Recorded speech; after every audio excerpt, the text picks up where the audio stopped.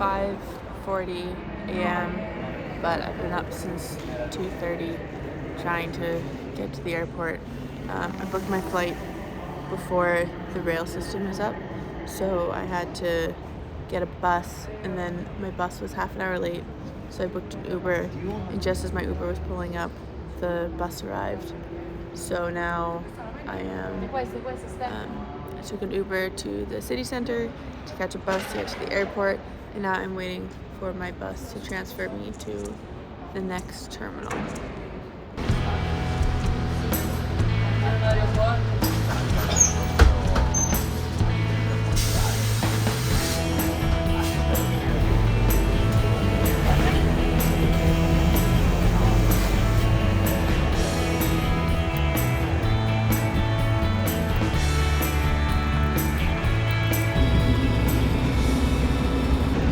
I almost just missed that flight because I was in the lounge for too long, and I didn't realize that I forgot that my gate was on the other side of the airport, and UK I had to go through my own customs.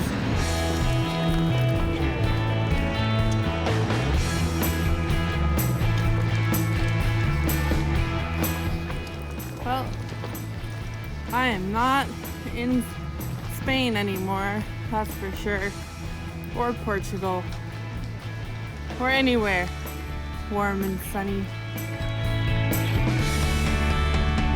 Welcome back to the final episode of the series on my time working remotely across Spain and Portugal. This series concludes with my short visit to London, visiting yet another amazing sailing friend I met during my trip sailing around the world. I had a couple days before I flew home, so her and I went around London, enjoying the sights and each other's company. And no trip to London would be complete without a stop to visit Big Ben.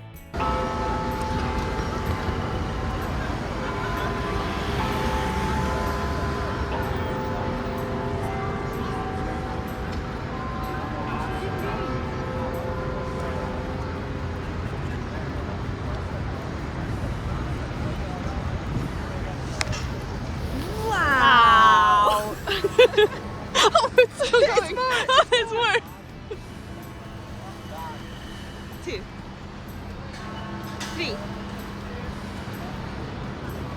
4, 5, 8. Oh no. 6. I lost it. 8, 9, 10, 11, 12. Wow.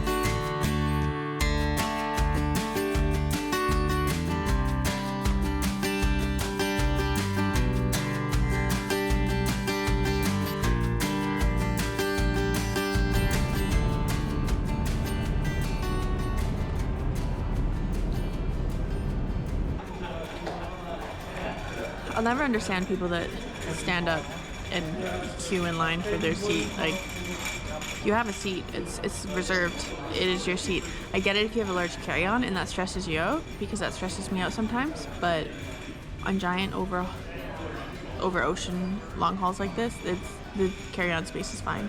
I like to wait till the end and then ask them if there's any seat changes available, like if there's like a whole row empty or a spot with a middle seat open, see if they'll change. However, I am in an aisle row, or an aisle seat, so I might want to take that instead so I can get up and walk, because my feet swell like crazy.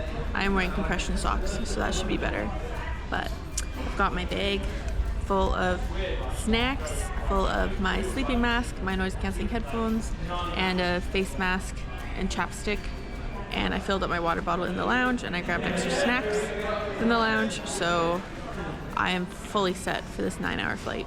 But yeah, so after this, I fly to Calgary, have a short layover there, and then back home. And that concludes this trip of working in Europe for the most part, I think it went well.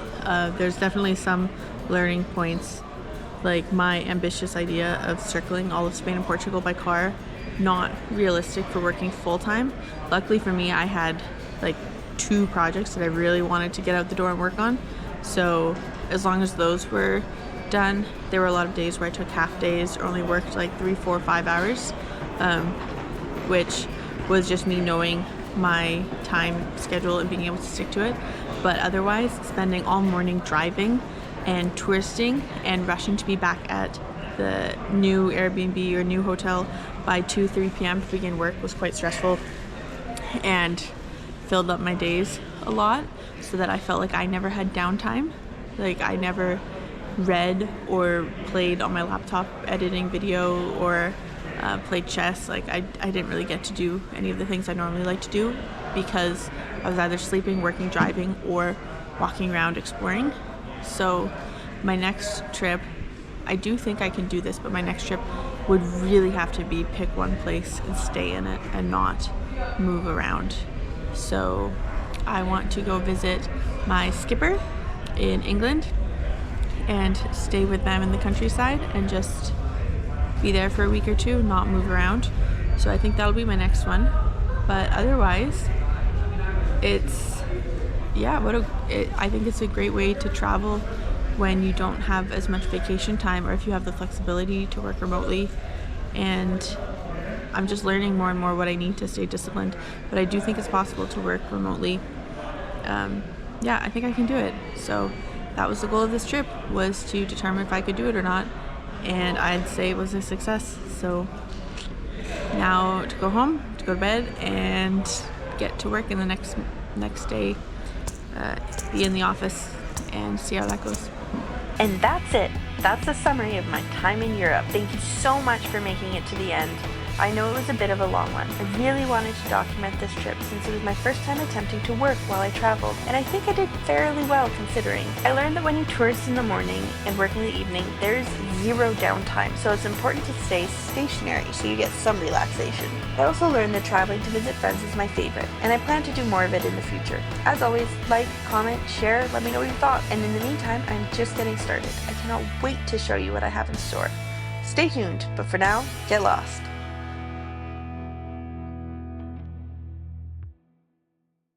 I pulled my pants.